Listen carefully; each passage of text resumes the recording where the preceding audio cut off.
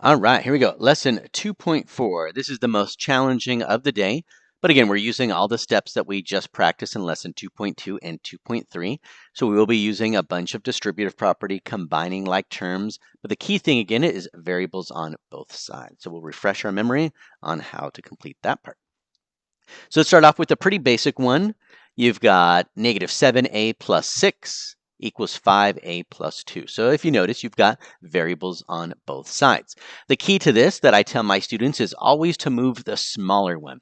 But this problem really quick here really shows where some students make some small mistakes. So they focus on the 7. They think the 7 is the greater or the larger. But if you notice, it does have a negative sign. A negative number is always less than or smaller than a positive number. So technically, the smaller of the two would be negative 7a. So they thought the 7a was greater, but it's really the smaller. So we're going to go ahead and add 7a on both sides.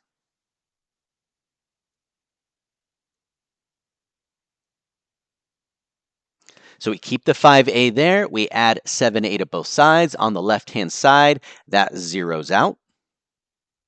So if you want to show that step again, you can. It's not required.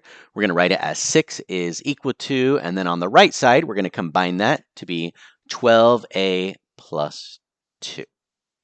Now, some students, I didn't mention it previously, but some students really like this vertical line segment to help them align their equal signs. That's up to you if you want to use that or not. But again, have your equal signs lined up.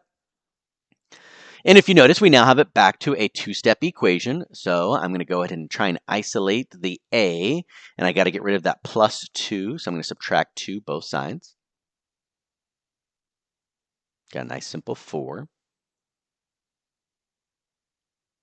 And then to isolate the a further, I got to get rid of the 12. And remember, it says 12a, which means 12 multiplied by a.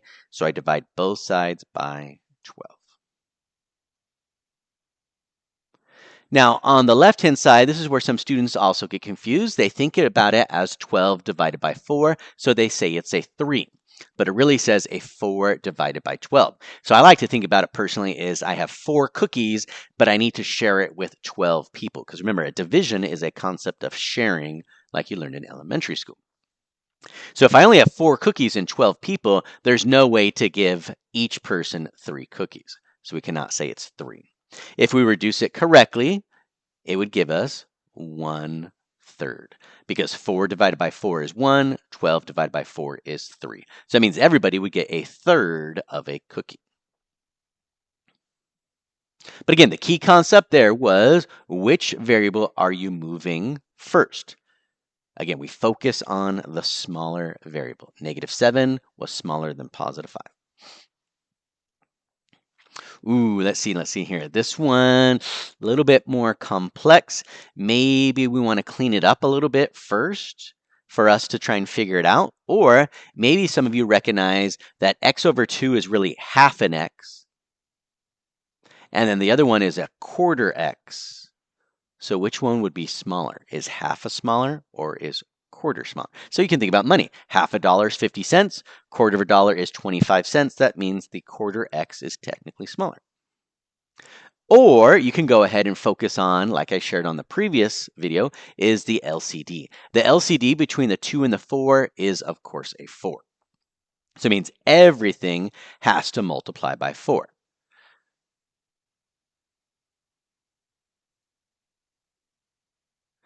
So if I multiply everything by 4, the 4 multiplied by x over 2, 4 times x is 4x, divide by 2, well, that's just a 2x.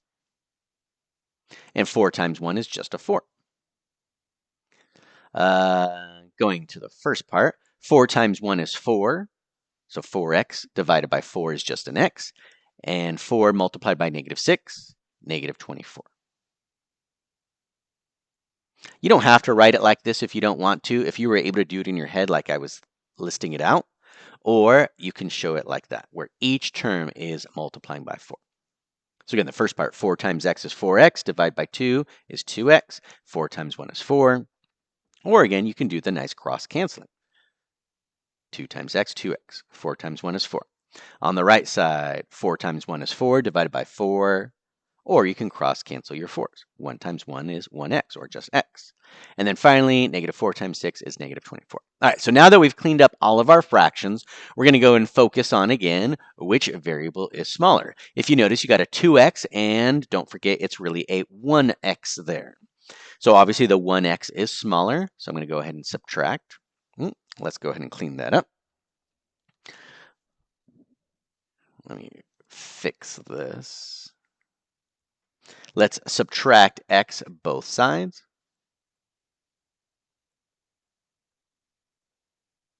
So 2x subtract x is just a simple x plus 4 equal sign.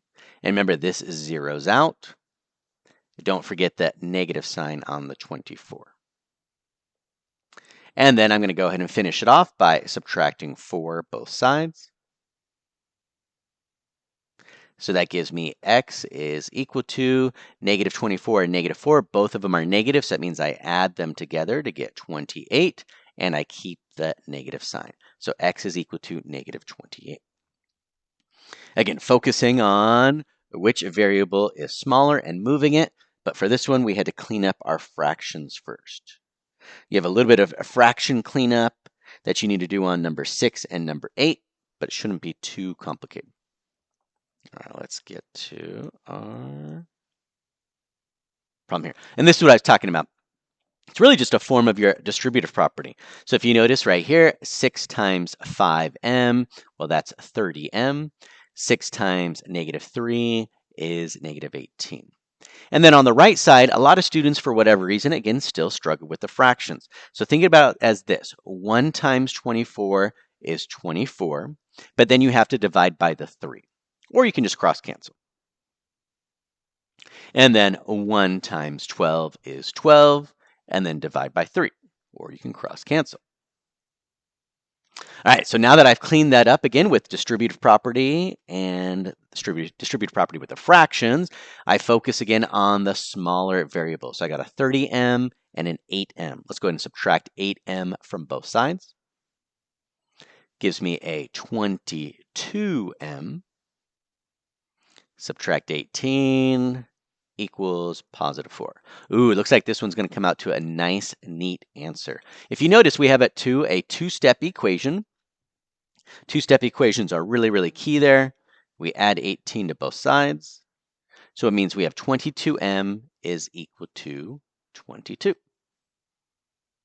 Divide, and we find our answer of 1. So again, it's relying on the skills that we tried previously and that you've also done in 8th grade and 7th grade. Really just trying to master them, get best as you can.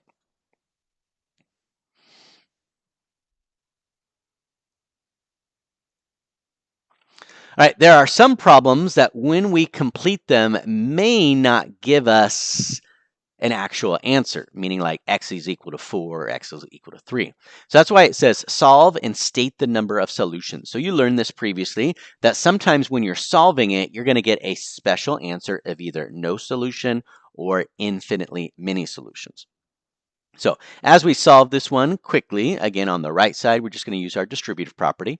So go ahead and write it down with me. On the left-hand side, nice thing is it can stay the same, 8x subtract 10. So on the right side, we've just got a 3 times 6, which is an 18. And being careful with our signs, 3 times negative 2x is negative 6x. Now, the way that you know that you're going to get a special answer is focusing on the variables. If the variables are the same, meaning like a 5x and a 5x, or a negative 2x and a negative 2x, then that means you're going to get a special answer. If you notice, I have an 8x and a negative 6x, different variable pieces there. So that means it's going to give me a normal answer, which would really be a 1 solution. So let's see, add 6x both sides. We now have it to a nice two-step equation that I'm going to ask you to solve.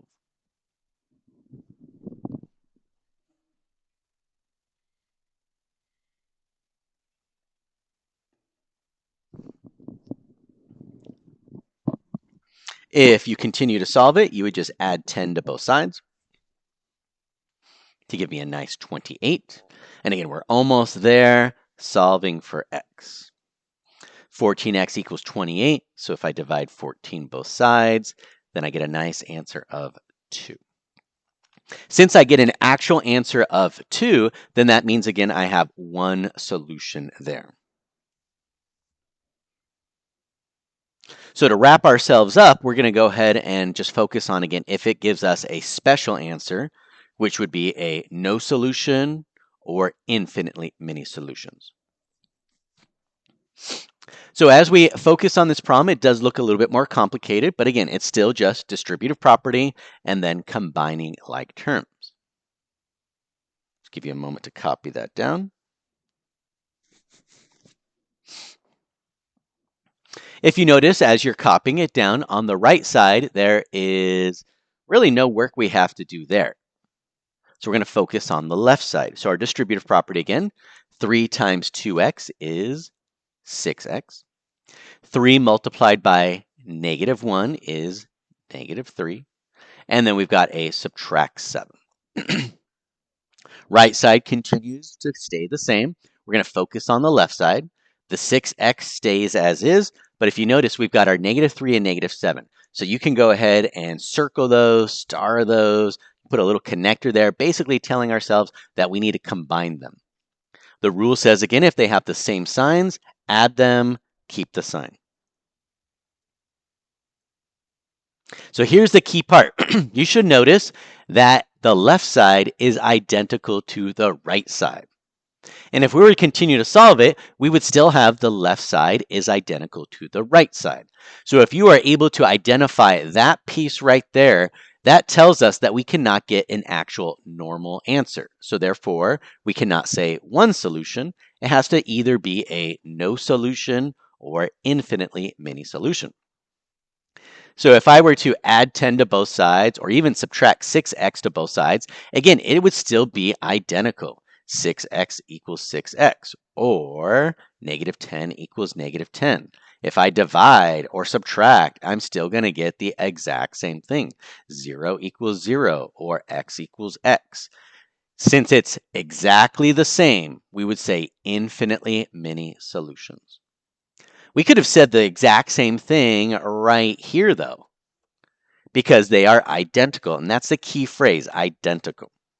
6x subtract 10 equals 6x subtract 10. Again, infinitely many solutions. So we talked about one solution answers, several of them. We just talked about infinitely many solution, special, unique, identical. The last thing we need to talk about is no solutions. No solutions, it's actually pretty close to infinitely many solutions.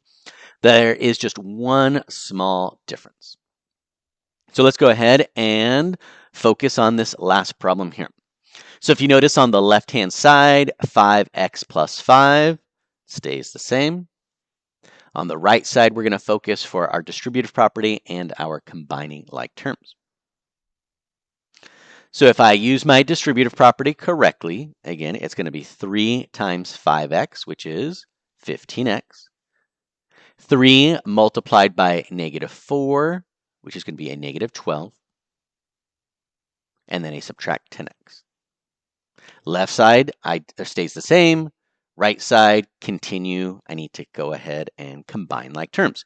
So if you notice the 15x and the subtract 10x, you can box, circle, you can even highlight them, you can put a star, or you can just go ahead and connect it like that. 15x, a subtract 10x gives me a nice 5x. Ooh, so if you notice this one, it's pretty close. If you notice, it says 5x, and then the other side also has a 5x. Unfortunately, it is not identical, though. Notice how the left side is 5x plus 5, and the right side is 5x subtract 12. So we cannot say infinitely many solutions. But since it's a 5x and a 5x, as we continue to solve it, it would tell us right here, 5 is equal to -12. 5 does not equal -12. They are not the same value. So we're going to slash it out, and we're going to say a no solution, which again means there's no value for x that would make this statement true. It cannot be a fraction, a decimal, a root, anything like that. Nothing works. If it's infinitely many solutions, that means any value would work. Fractions, decimals, roots, integers, of course. And then on the one solution, remember that's only one actual answer for x that works. So on lesson 2.4, you've got a total of 11 problems. You're going to do the best that you can. You're going to practice your distributive property, combining like terms when variables are on both sides. Again, the hint is to move the smaller of the two variables. All right, be awesome.